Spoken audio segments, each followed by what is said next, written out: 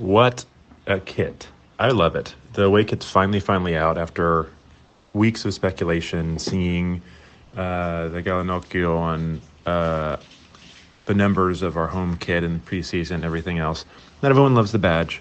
I personally do like it. I don't like it maybe all the time, but as a change strip, I think it works well. I love the detailing on the sides. I think the collar in this case works. For me, chef's kiss. I love it. Not everybody will love it, I know, but it's one of my favorites.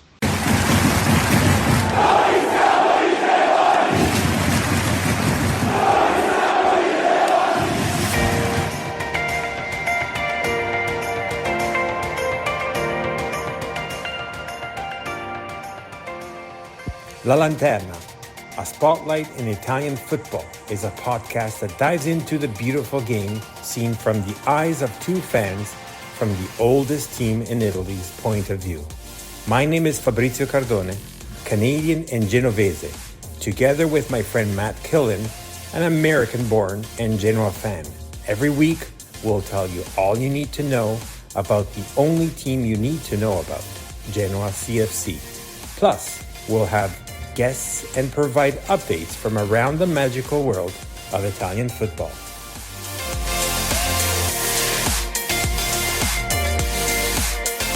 Bentornati to La Lanterna podcast. This is episode 95.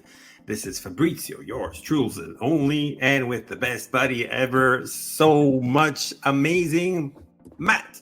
Well, how can I do with an intro like that? The best buddies ever, so much amazing. I think that's going to be put on my headstone eventually when I call it time here in this wonderful world. Aren't you like eternal? Maybe. Yeah, you can see there's a glow on my video right now coming from the very bright light in my dining room, which for some reason is like fluorescent. But I can hear it in the audio too, so that's cool.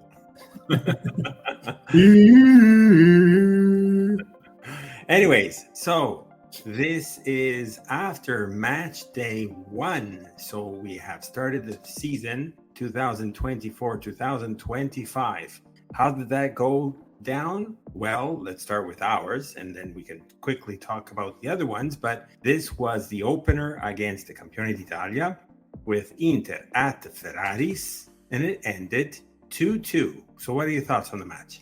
I really thought we played a very great match. I think it's hard as a Genoa fan to think anything other than that. I think, obviously we knew about this being plugged into. I tend to get some of these rumblings a little bit first from the Genoa Club New York. I'm sure you're seeing it in GSR in a number of different places. Sometimes these things all converge into the We Are Genoa chat too. But we knew going into this match, there was going to be a major demonstration from the Ultras and from the Gradinata Nord in particular ahead of the match, and a big choreo and a lot of emphasis on staying where you are and not moving a place, because obviously the Tifo had some specific organization and all of these things. And indeed, I'm kind of hopping back and forth between things. Gazzetta, which I know there's maybe not mixed feelings about, more negative feelings about. For better or worse, I'm still a subscriber. Named Genoa Fans. Did you end up subscribing them? For them? Oh, I've been a paid subscriber for a couple of years. So I've been sending you whenever I get those odd ones here and there, and you never told me about it. I like the ones you sent from Genoa, the other papers. Okay. But anyway, the Genoa Fans named one of the stars of the show, of the match. There's lots of pretext to this whole thing, right? So when we were leaving the podcast last episode, it was unclear exactly what was going on with Goodmanson, although I shouldn't say unclear exactly, because we pretty much knew he was going to be sold, but it hadn't happened yet, and there was meant to be a replacement, and there's all these things. And I think Retegui was confirmed when we recorded, but everything was like pretty freshly new. And you go into this match, 28 goal contributions between those two players in the season prior, they're both gone, and very concerted effort from Genoano to say, we are here for the club. We are here for the campaign. We are here for those wearing Rosso Blue. We're here for each other, and we're not going to be doing something about this Retegui Albert thing, about these other sales. We're not going to be bemoaning 777 with banners in the stadium. We're focusing on the match. Now, they didn't directly say, I think, that last section, but obviously it was clear that was the message that was being sent. I took away from at least my Google Translate view and how I was reading some of the messages being sent to the Gradinata or members of that. And I think it was amazing. And I wanted to touch on that before we even get into the match, that you could hear it throughout the entire broadcast. It's maybe not something that's unusual. It's something we know. It's something that makes us all fans of this great club, that we share that passion and we share that. And it's always, at this point, almost an expectation that that's what you see when you go to Marassi for a match with the Russell Blue. But I thought it was remarkable and noteworthy to say that on the kind of dawning of this new campaign, when you can make a statement about uncertainty if you wanted to, we were there for the club. I know some of the We Are Genoa listeners are going to be looking at me funny because I was openly questioning several of the things that were happening before the match. But Genoa fans were there for the club. We were there for the club.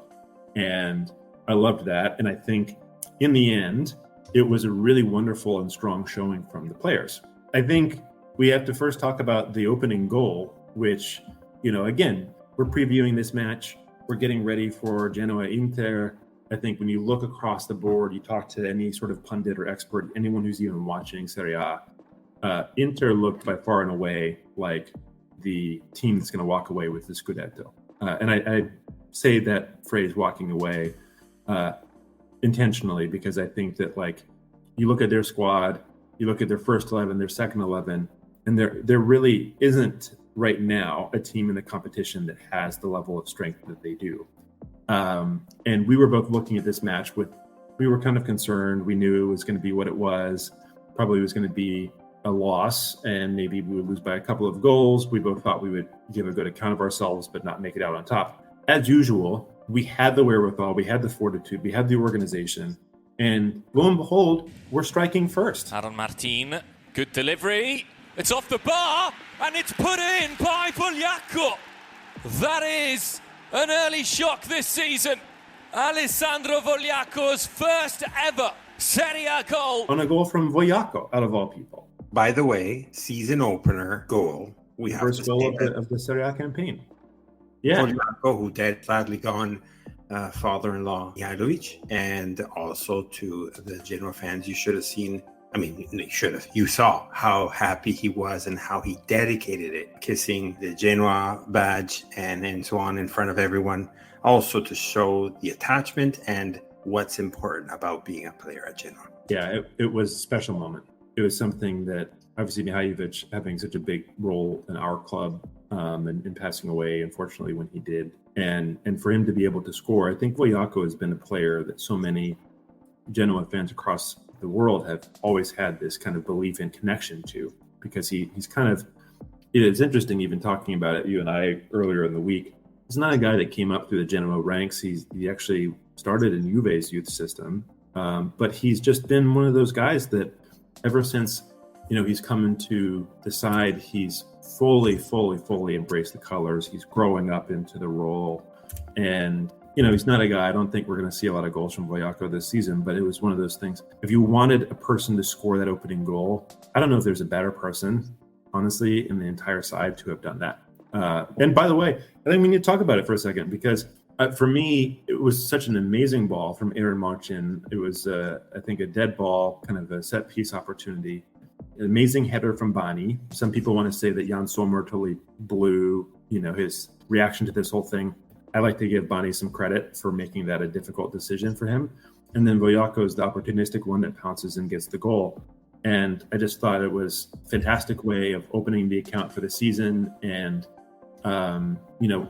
this was actually on display, I think, for much of the match. But Aaron Martin's quality in this match was something that I don't think we saw very much of in the season before. And for me, actually, he was the man of the match. MVP of the match. We'll get to that stuff maybe a little bit later. But I thought he was fantastic, and not just because of the assist. And what a way to start the campaign. So, actually, let's do it now anyways. So your man of the match is Martin. Yes. His growth has been incredibly high. We at first were like, who the heck did we get? Free transfer and so on from the Bundesliga. He should have stayed where he was and so on. But now I think he's one of those players that we don't want to get rid of. There was rumors that as I said, I think in the last episode, there were rumors that he was going to be, people were interested in him, but they shut the door on him. The market, he's not on the market. For me, MVP was actually our new goalie. MVP of the match. Golini, to me, had an amazing match, and I think he did a couple of incredible saves. that definitely also contributed to our result. Yeah, Golini, I think, had a good showing as well. I mean, you look at it, there were several moments throughout the first half and some in the second half too. There's that famous kind of time he comes out and gets his arm out there, and then Badel clears it off the line, and this kind of double save type thing, if you want to call Badel's clearance a save too.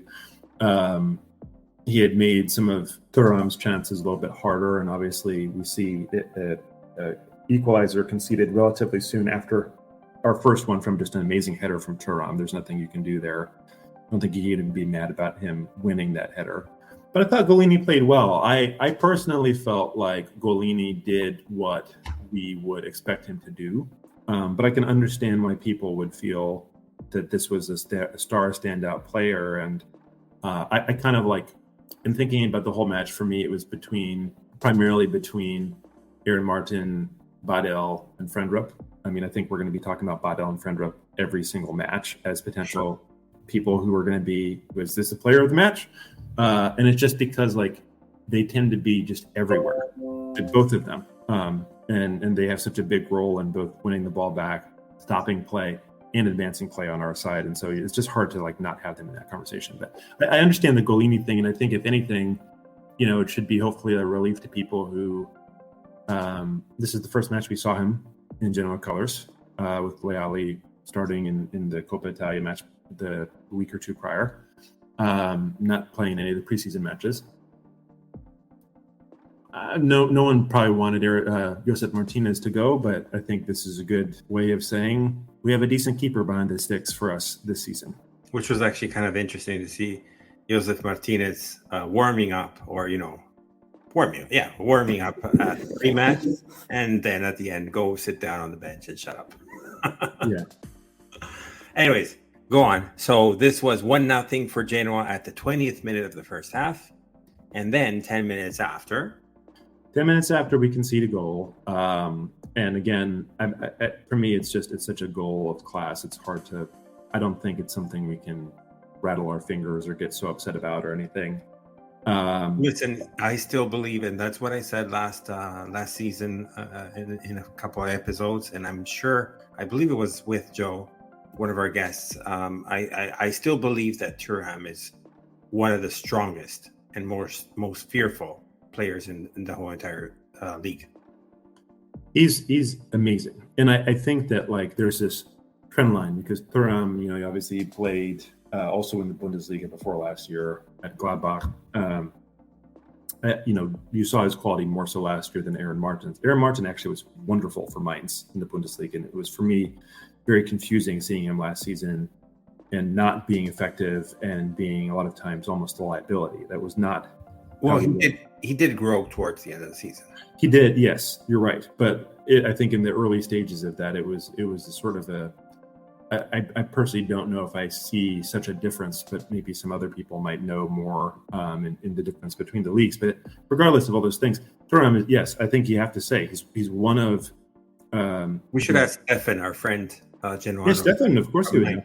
He's also a Mainz fan, a Mainzer. I think you call them Mainzers. I think that's what you can say. We can ask them that as well. The O5ers, there's a German word, however you say it, Nunfeeder or something. I don't know how to say German. Anyway. Yes, it's an amazing goal. I believe he beat Bonnie to the header, and if I'm not misremembering that, it was just a perfectly timed cross. It was a perfectly timed header. It was really well placed. It's one of those goals you tip your hat. I don't think you can really say a whole lot more beyond that. And as you mentioned, this was one of those ones where. Throughout the first half, we were kind of taking some chances. We see some good stops by Golini. I think really shortly after that goal is when that double save happened, as we were talking about. And one of the other big moves of the first half was this very almost penalty that took place, which thankfully did not get awarded. And I'll be honest with you, I'm in this position many times in the season.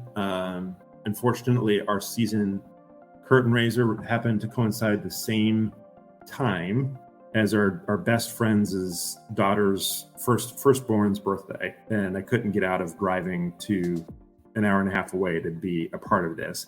And so I experience the games a lot of times via audio because I'm driving and I need to be able to hear it all, which is kind of a different way. I had to rewatch a lot of the match actually before we kind of got on to get a better kind of context of it all. And I remember hearing everything in this play, this build-up to where Badel kind of comes in. And again, it seems like maybe we're going to get to halftime and have it be 1-1. And you hear the penalty whistle and you hear everything else and your heart just like instantly sinks because it's just like, shit, they're going to give this penalty. They're going to score. And in this time, I really think that VAR got it right. What was your assessment of the whole thing? 100%. I can't give too many faults at this match's refereeing, except one episode, which we'll talk about shortly. Yeah, I think I know what you're talking about there. Other than that, a lot of Genuani. I mean, you're a fan. You're always going to hate a referee when they're whistling against you or whistling for the other team and so on. It's fair. It was a fair match, except this one episode, which I have to jump into it. So essentially, the match. Sorry, one thing before I get to that, the match was actually quite entertaining. Obviously, I heard some Inter fans saying, "Well, Genoa did nothing. It was all about us. We did the mistakes and so on." Fair from their perspective, but the truth is, if you hold on, I don't. No. It's fair from their perspective. I'm not saying it's right at all. Actually, it's not right at all because even if you look at the statistics, sorry if I'm interrupting you, but I was probably saying it wrong. Shots on target 7 to 8 for Inter. So already right there, you can have ball possession of 68 against 32, but who fucking cares if the shots on goal are almost the same? Right. Shots off target 5 for Genoa, 6 for Inter. Shots blocked were 1 for Genoa and 3 for Inter. Sure, it was a little bit more of a containment type of aspect, but Gilardino has said to Inzaghi, you can't play here because I'm going to block all of your quality, all of your talent, and your team that actually won the Scudetto. Yeah, I agree with it being a fair match. I think it's silly for people to say, well, Inter just completely fell apart. Like if any person that says that type of a thing was just not watching the match, which I think in fairness was probably most Inter fans, because most Inter fans never watch the matches and they just look at the results at the end and say that they won or lost. Wasn't that Juve fans? Well, Juve fans even more so than Inter. Anyways, so there is a 2-1. So let's talk about this 2-1 goal by Thuram again. So what happens there? Yeah, this is where your concern is raised, right? So correct. We have this big moment at the end of the first half. Seems like a penalty. Badel's foot is in. He wins the ball, but Thuram goes down. They ultimately don't award him the penalty. We're working into the dying embers of the match. It's 1-1. I think we're already into the 80th minute or somewhere close to then. And, you have this build-up play. There was previously a goal that was ruled out very obviously for offside. Really well done by our defensive unit. I think also was maybe sort of poorly worked by Inter, if you want to kind of take either side of that. But it was offside clearly. That wasn't a goal. You come to the 80th minute, and again, you have this very live action. And again, by the way, this is another one for me. So I don't know if you guys had the same broadcast, probably didn't in Canada or other parts of the world, but I'm listening to this moment while this is happening. And it is so fucking frustrating to hear this happen in audio, because you hear the whole breakdown, you hear the movement, you hear how the ball's coming through, and the linesman immediately puts his flag up.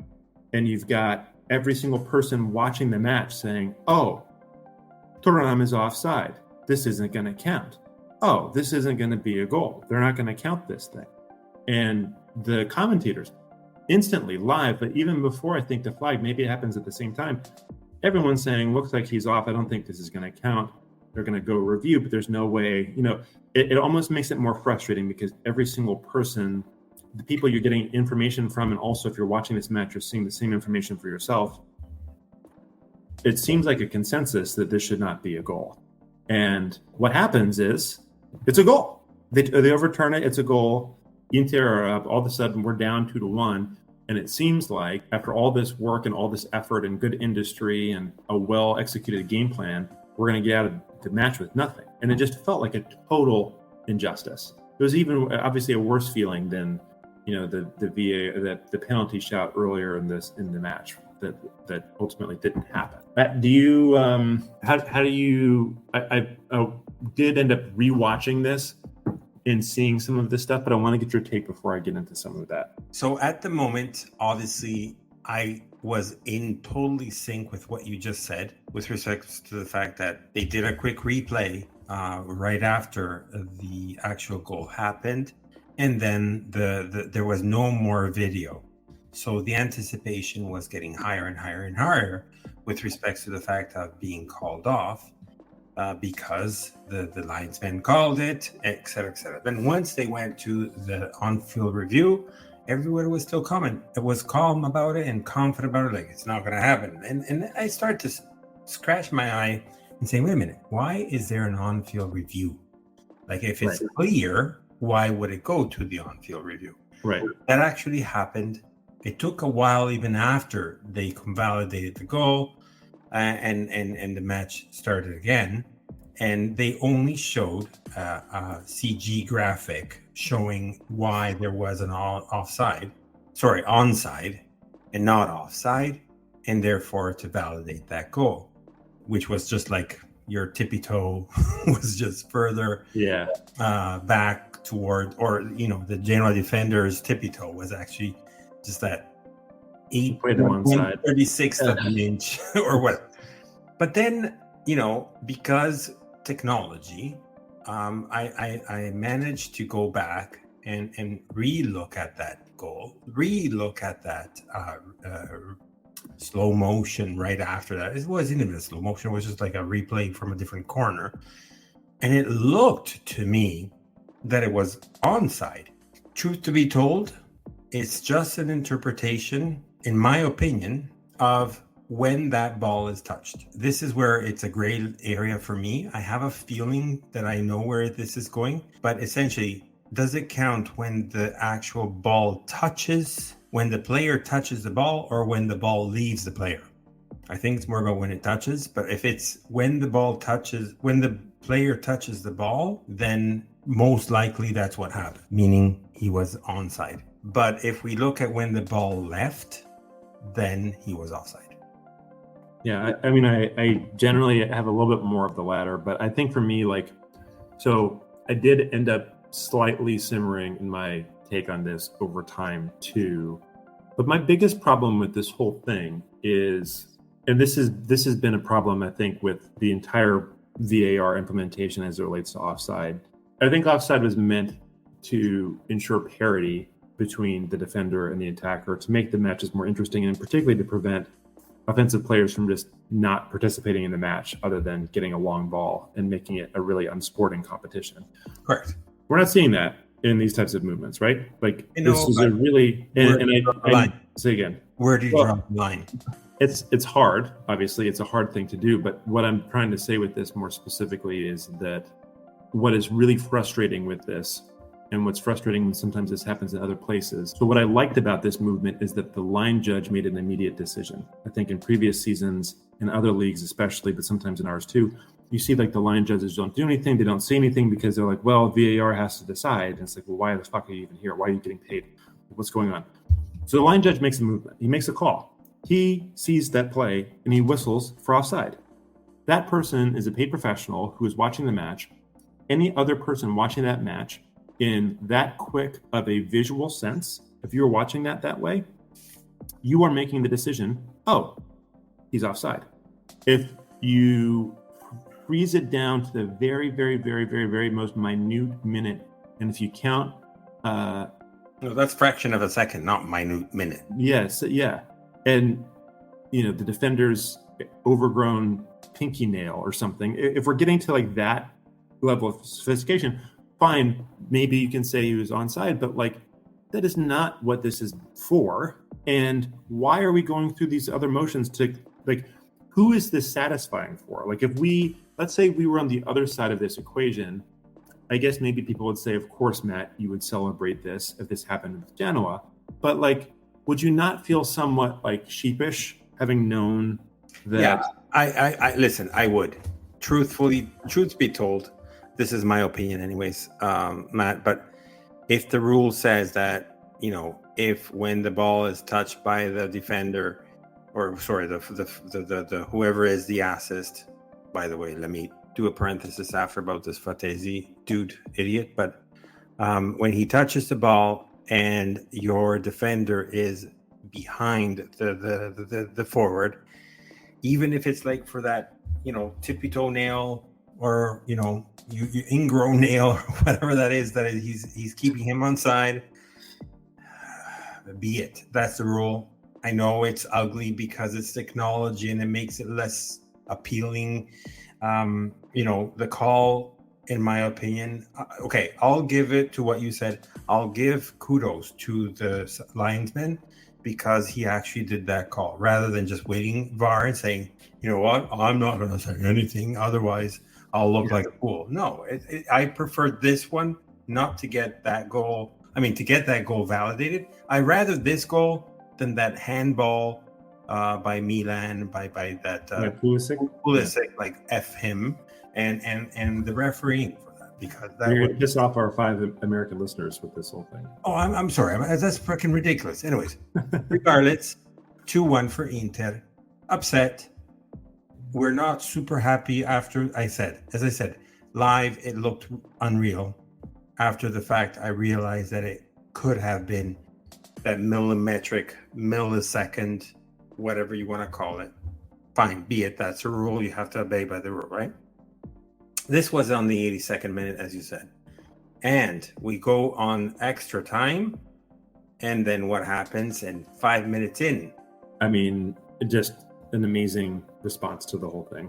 And I think that, this was something that the response of the team.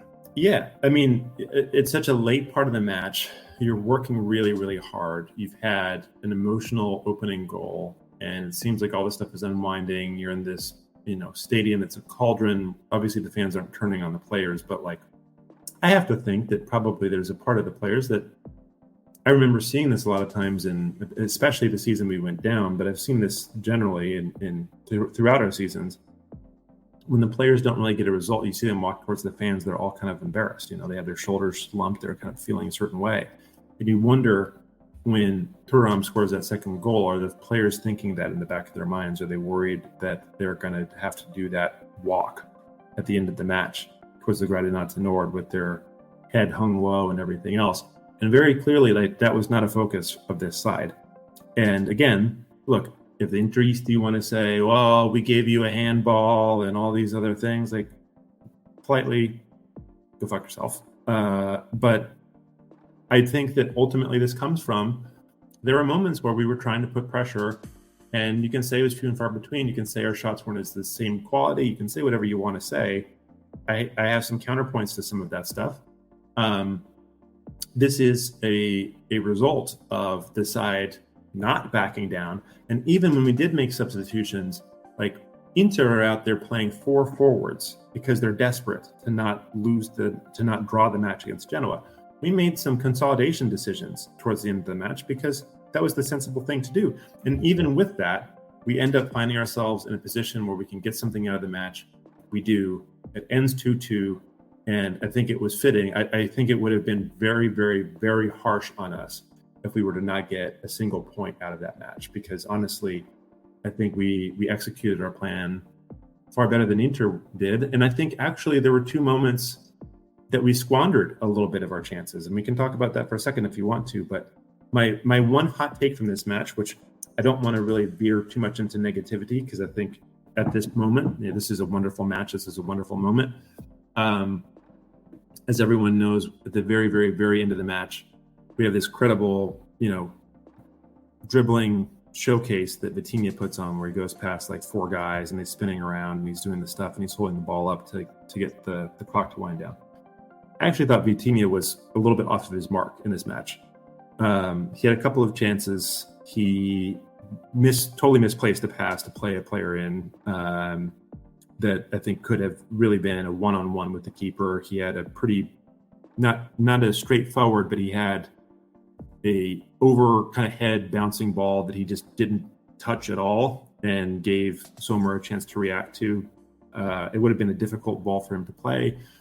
In my opinion, he didn't look fantastic, and that's my only kind of hot take with the match is that as much as the fawning was going on over his dribbling exercise, and many people were saying he was really being present and showing himself, I know his ratings were pretty good too, but for me, from the eye test side of it all, I kind of just felt like he wasn't super in gear in this one, and it's also the first match of the season.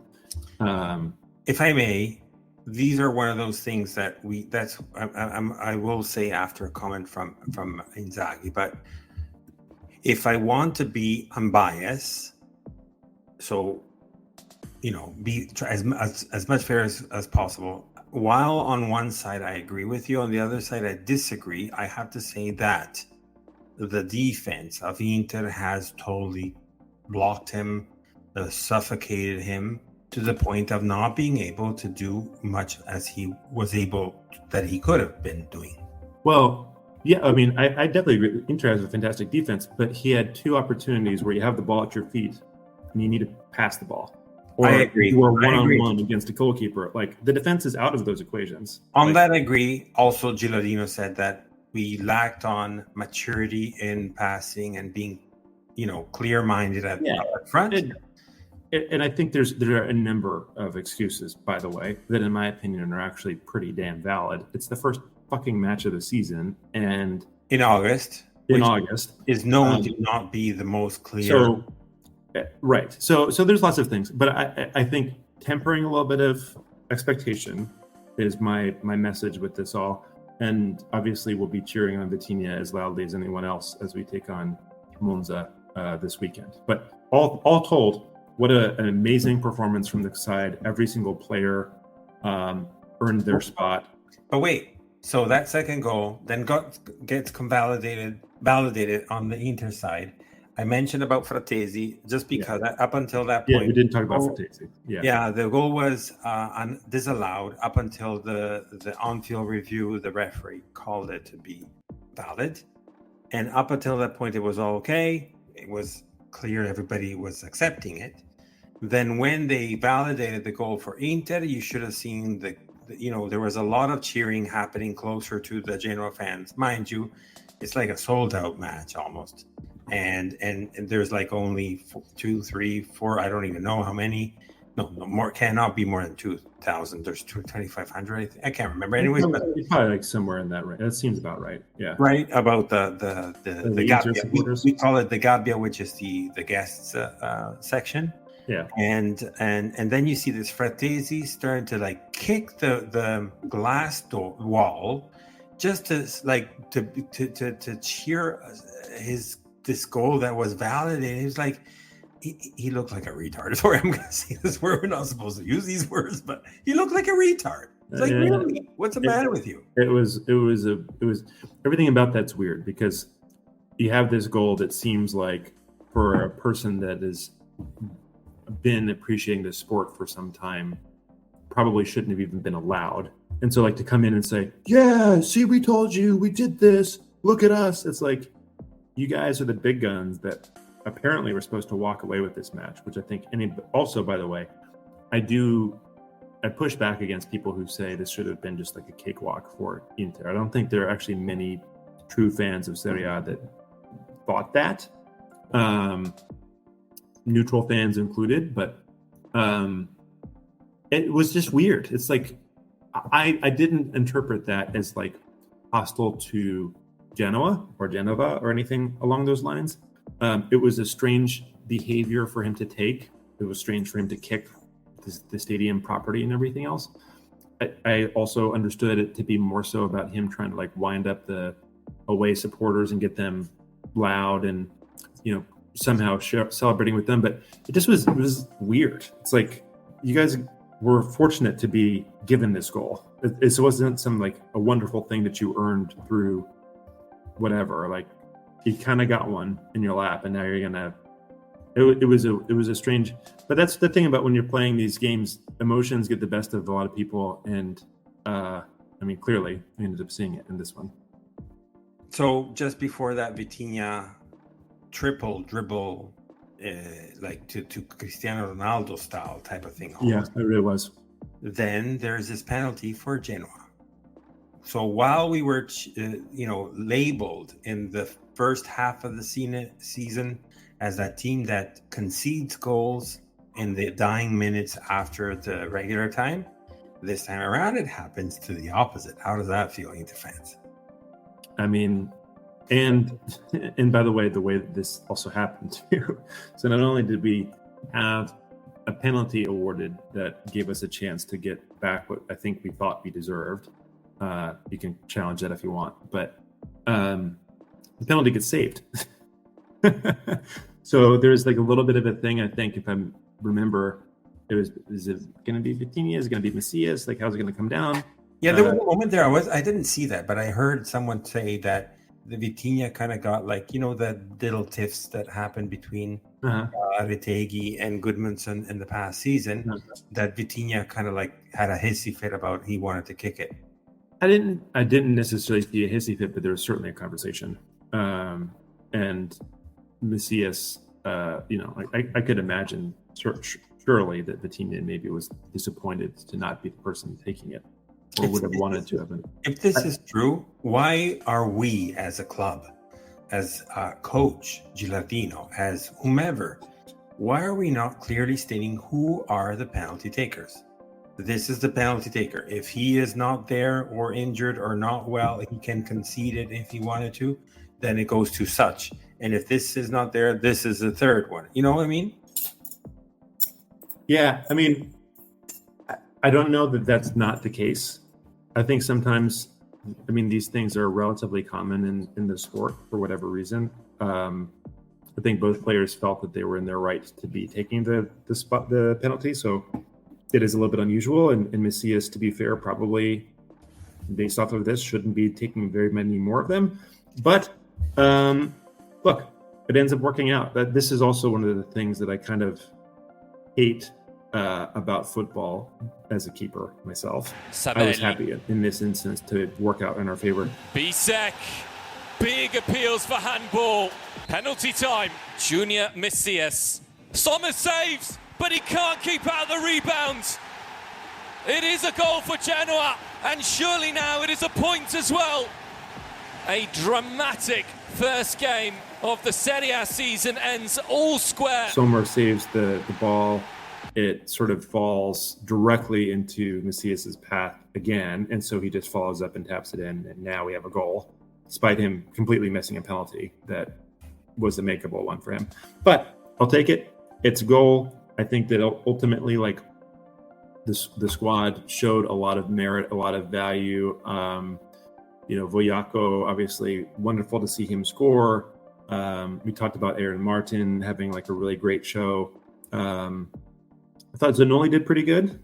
I thought that he had a good first match for us. Maybe it wasn't incredibly remarkable, but he did well. And again, like, just Frendrup and Badal, just everywhere, man. Just like so many different parts of the pitch. You're seeing these guys. If something really important is happening, they're usually a part of it in a big way. So I don't know. Was a good feeling to start the season. So quickly looking through all the other matches, we have Parma that ties at home against Fiorentina. So sad about Fiorentina tying. Sorry, go on. Then we had Empoli Monza 0-0. Then AC Milan ties Torino in Milan. Hellas Verona slides amazingly against Conte's wins easily against Conte's Napoli. What's going on there? This is one of the other, I'm sure this is already like everywhere, and I'm not saying anything that's interesting, but this is like the bettors kind of take, is that Conte's not even going to last the season, and Napoli are going to continue to be shit. So Conte, remember, Verona is not Real Madrid. Remember that. Right. Yeah. And instantly, we have to change all the players and all. It's like, but you knew when you signed this contract what you're walking into, man. Like, come on. Anyway. Bologna Udinese 1-1. Lazio, there's already a change there in Bologna, I think. Anyways, Lazio, Venezia 3-1. Cagliari, Roma 0-0. Lecce, Atalanta 0-4 with 2 goals by Retegui and 2 goals by, I can't remember who. Brescianini. That's right. And both new players that they got, right? And they're spending a lot of money, by the way. And last but not least, but who cares? Juve wins 3-0 against Como. Nothing against Como, but and that leads us to the end of the first. We close the first match day of Serie A. Some curiosities that I wanted to talk about was first, and not less important, just to touch upon quickly. So on other news, you kind of open it up at the beginning, but for the Calciomercato, just before the 1 day before, 2 days before the match, we got the news that finally Gudmundsson is sold off to Fiorentina. Fine. It was in the air since January of last year, so acceptable as such. And we lose a good player. Hopefully that money gets reinvested somehow sooner rather than later, as also Gilardino has mentioned in the opening pre-match press conference. Some words that came from Gudmundsson were also kind of taken by surprise by many, but also weird in another one. Just quoting word by word. Obviously, the comments from Andreas Blaskets, CEO of Genoa, these are his words of Gudmundsson in a press conference at Fiorentina, shocked me a bit. I had a very good relationship with him. I knew him also on a personal level. His family is a lovely family. My face is like, why do you even have to say that? So I don't want to talk bad about him, yet he's going to do it. He helped me a lot in the last 2.5 years, but obviously people cannot believe everything they write on the media. Because in the truth told, he was saying he offered me €1 million pay rise, which is far away from the truth. I don't want to talk too much about numbers, but people say things on what they are believing or believing not in the news. See, I wasn't sure if you were going to talk about this one directly or not, but Just shut up. This whole thing was wild to me. That any of this got out there, that he felt the need to say it. And I think, if I'm not mistaken, this was a Fiorentina media outlet, the team's interview thing, and you're gonna spread this type of goss to the fucking Fiorentina in-house publication team. What? I mean, he had also a really weird goodbye message on Instagram. I think one of the best comments, I don't know who left it, but one of the Genoa fan pages had mentioned, they've wrote in Italian, sometimes it's better to say nothing at all. Actually, I'm going to add to that. Personally, I think the whole, whatever he wrote was coming out of AI. Well, I think the reason why some of this stuff was how it read in a bad way is that he had said something. I think as Genoa fans, we see this all. Fiorentina fans will disagree with us maybe strongly about it, but it's for sure. I don't think that we are looking at ourselves as being in massively different fortunes than Fiorentina. And so if you're saying, I had an opportunity and I really felt like I must leave and go for it, come on, bro. Azed Alkmaar playing in the Conference League, you're going to go back to the Conference League is that's the pinnacle of your fucking career. You left AZ Alkmaar to come to Genoa. Well, listen, he went for money, and that's well, that's what I'm saying. So you put these things out there where you're saying things about it was a really difficult decision, and it was so hard for me to evaluate it, but I had to look after what's best for my career and what my all these things are, and it's just just say it, man. You got your salary doubled. That's it. That's what it is. But the whole thing was a little bit strange. I know some people were kind of turning on Blasquez. It's been a weird week for Blasquez. All of a sudden, Massimo Coda starts scoring goals again for Sampdoria, and everyone's really upset about that whole thing. Wait, scoring a goal. Well, also in the Coppa Italia too. Wow. So I think people are overreacting to these things. Those are fans. That's okay. It is what it is. But it was just It was very disappointing, to be honest with me. Like, I kind of thought that this Goodmanson, like, there was a real connection, and I know he acknowledged that in this post. He acknowledged that in other media comments too. I think the most interesting thing out of all of the sound bites that had happened around this were Gilardino's words, which I think you remember. He said, we have a lot to be thankful for with Albert and his contributions, but he has a lot to thank us for too. 100%. I think he was making a not so veiled comment about that and about him. And I don't mean that he's saying something like Goodmanson is going to be a shitty player, but I think what he's saying is like, look, this is a system, this is a practice. We stood you up from being an unknown to getting to this place. And I don't think it's about we just gave him a platform. I think really he's saying like, this was a way where you were able to express yourself in a way that was best suited for your needs. Dino Palladino is a wonderful coach.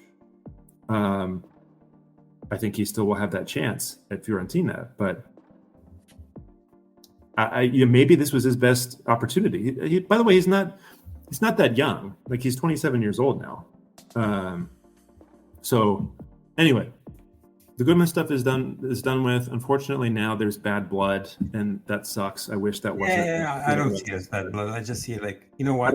Bye-bye. When Fiorentina come to Marassia, he's going to hear it. He's going to hear yes. Anyways, let's move on for that. So another just off the press right now. It's not 100% official, but it seems sort of official.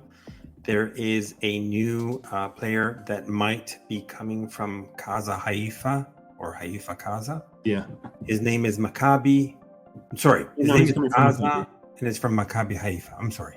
Yeah, I was going to say. And he's 2004, so he's 18 years old. They confirmed that it's not for Primavera. So this is a midfielder, a defensive midfielder. He seems to be, this phenomenal player with looking towards the future. So this is like a Spurs type of style of purchase.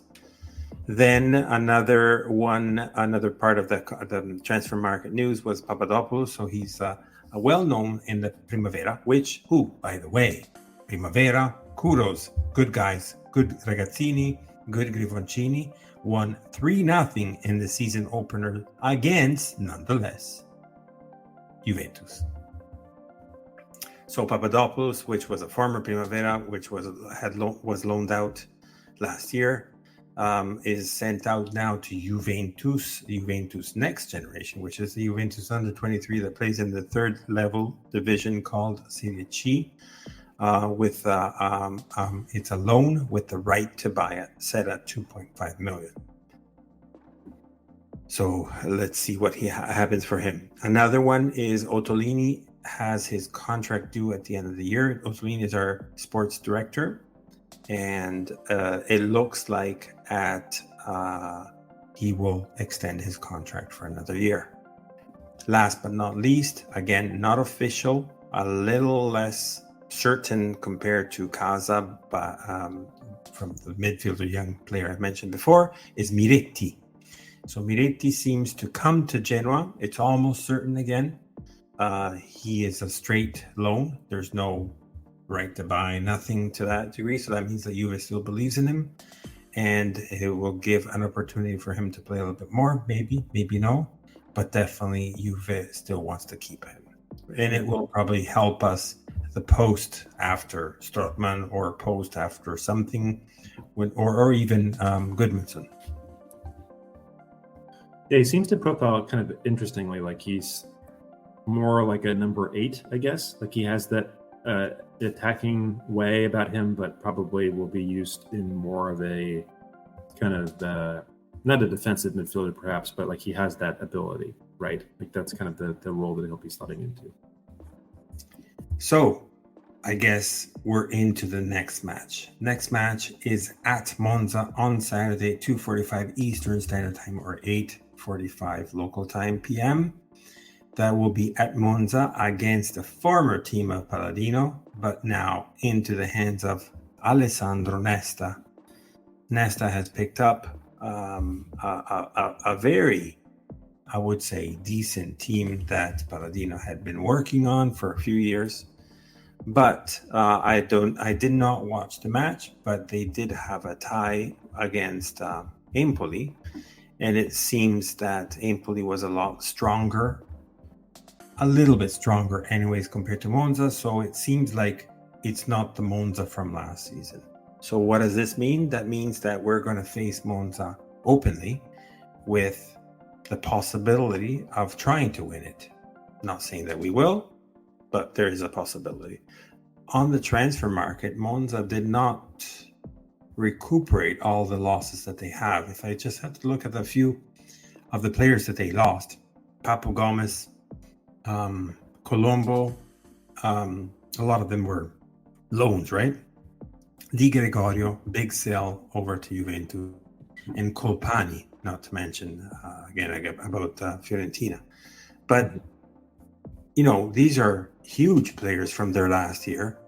We are not complaining, but we talked about our, top players that have been sold, but we're looking at other ones also here too. They have a goalie, they have a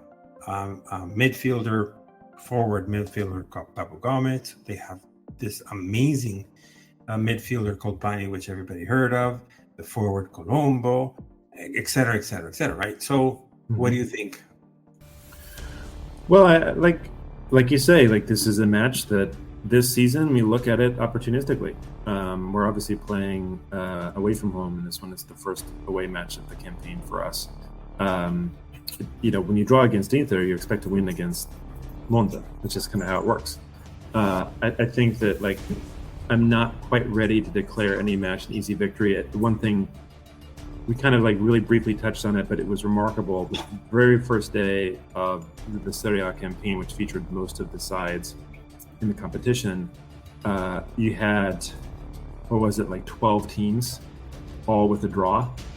I'm trying to count them all right now, but obviously us, Milan, Inter, Bologna, Torino, Fiorentina, Parma, Udinese, Cagliari, Empoli, Monza, Roma, all getting a draw in their first match of the season, and just the parity of that. And so it just tells you that anything can happen. I think probably it maybe is more encouraging for us that Monza and Empoli drew than it is that Monza beat Empoli, because Empoli, I believe, are pretty clearly a relegation candidate this season. I think the match will be an interesting one for us. It'll be another chance. I don't know if we're going to see Pinamonti. I imagine he will be available and probably will come in as a substitute, but I'm not sure if we've heard any official word on how that might work. Pinamonti seems to be, I want to mention that. Thank you for bringing that up. Pinamonti has started today to train, and he is 100% available. Yeah.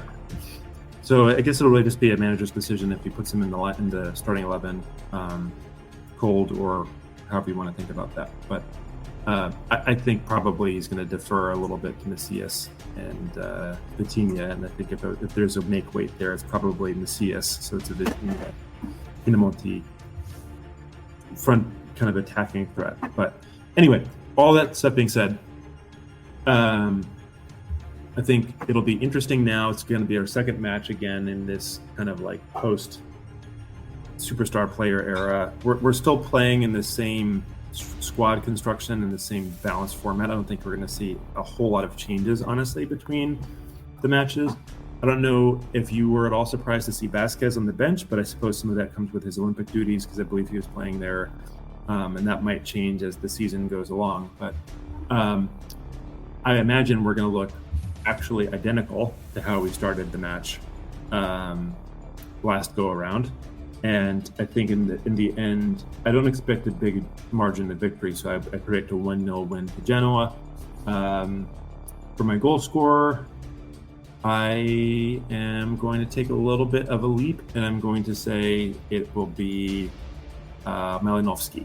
It's not really a major leap, but I think it might be a nice kind of classic Malinowski out of the box type of a thing, maybe in the middle of a transition play or something like that. Interesting. He actually did not a bad match. Also very Yeah, he had a decent match. Against Inter. I think that the match is the team itself, the squad itself, the lineup is going to be probably about 4/5 the same. I agree with you. And in these, I'm thinking that actually Pinamonti is going to be part of the starting 11. We do need that striker up front. That's part of Gilardino's model. And this is my opinion anyways, right? Mm-hmm. And I do think that Vasquez is ready to be back at his spot as a left back. So those are the two only changes I think there is going to happen. Otherwise, everything else is going to about to be the same. What does that mean? Is it going to be Messias out or Vitinha out? I don't know. I'll leave it to the boss. But in my opinion, it will be a win for Genoa as well. I think it's going to actually be a 2-0. And look at us, all so positive. But it's going to be a Pinamonti and a Vitinha goal. I can see that. All right. Look forward to getting on the score sheet. That'd be fun. Oh, before I go, I have to read this. Sorry, it's right at the end, but I have to say this. But I'm translating it from Italian, but I'm going to read this article, or not the article, this post that Adriano Caorsi, whoever's Genoa knows about him. He's like this very energetic, strong opinionated, and so on, Genoa. But a lot of times he says these things that are quite, straightforward without any filter, and I love it about him. So he quotes some words that were used by Inzaghi, and he says, "We have gifted 2 goals to Genoa," says Inzaghi. So 1 goal was Rapina. So this was a hold-up, like at the bank. It was a hold-up for timing and reaction. So I guess he's talking about the Vogliacco one, and it becomes a gift and not a merit. Then he says, then with the handball by his player, of course, to give the penalty.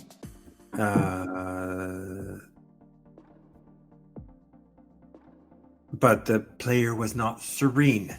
Therefore, Inter is a very strong team, and sometimes they play also very well. So this Adriano starts saying, "My dear Inzaghi, this is not right.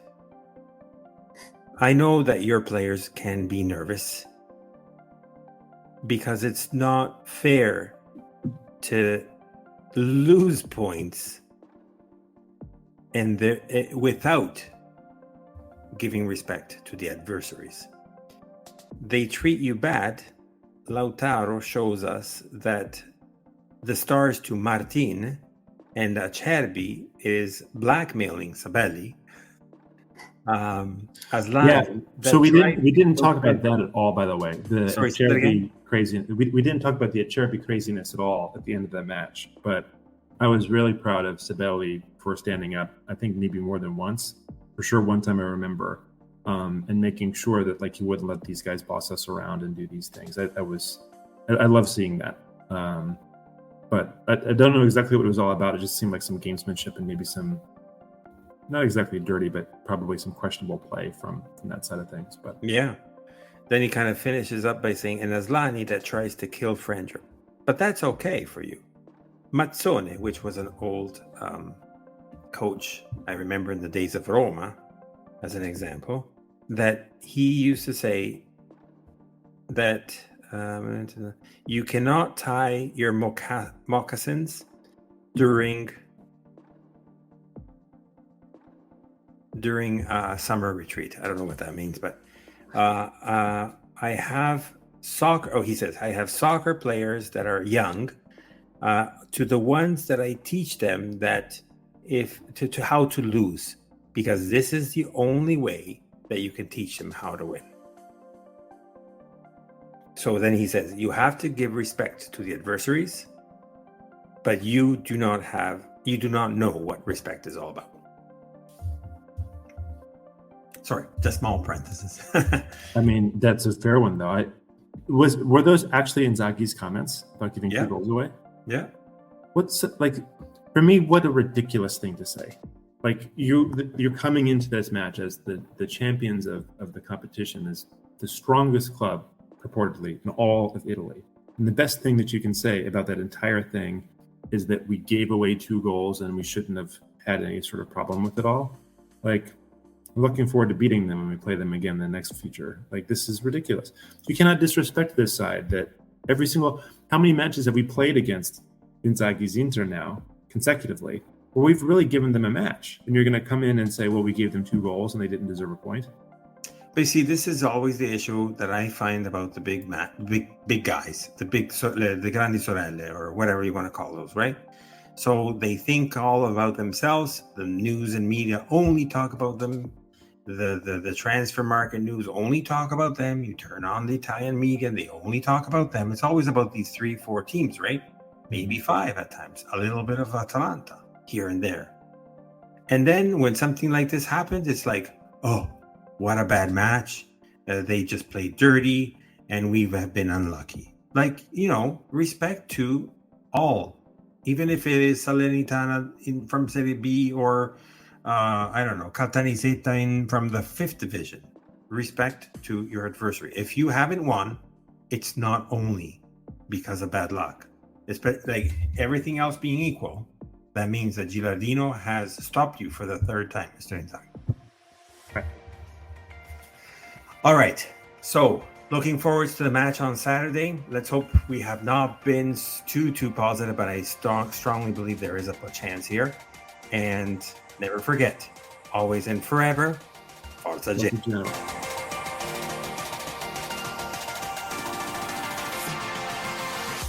You've listened to La Lanterna, a spotlight on Italian football, a podcast powered by Genoani Si Resta. Thank you for listening and see you next week.